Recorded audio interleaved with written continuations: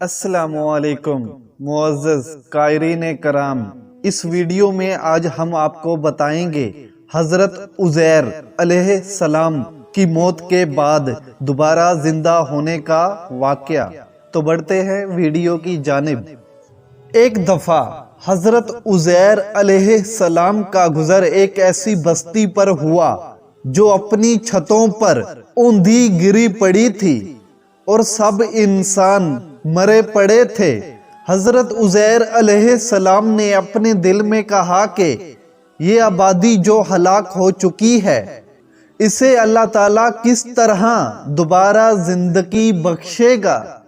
اس سوال کے یہ معنی نہ تھے کہ حضرت عزیر علیہ السلام حیات بعد الموت کے منکر تھے یا انہیں اس میں شک و شبہ تھا، بلکہ وہ حقیقت کا عین مشاہدہ چاہتے تھے، جیسا کہ انبیاء کرام کو کروایا جاتا ہے۔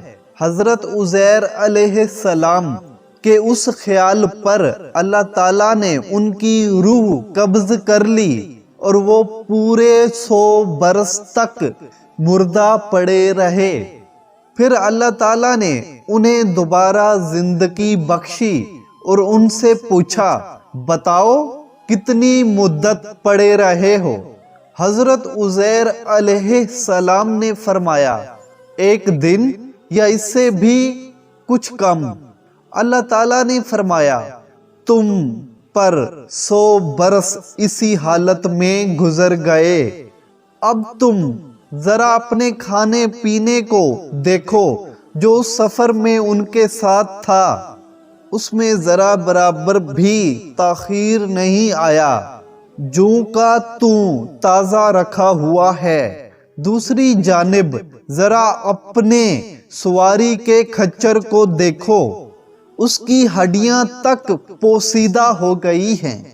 پھر اللہ تعالیٰ نے حضرت عزیر علیہ السلام سے فرمایا، یہ ہم نے اس لیے کیا ہے کہ ہم آپ کو لوگوں کے لیے ایک نشانی بنا دینا چاہتے ہیں، یعنی ایک ایسے شخص کا زندہ پلٹ آنا جسے دنیا 100 برس پہلے مردہ سمجھ چکی تھی، خود اس کو اپنے ہمسروں میں ایک جیتی جاگتی نشانی بنا دینے کے لیے کافی تھا۔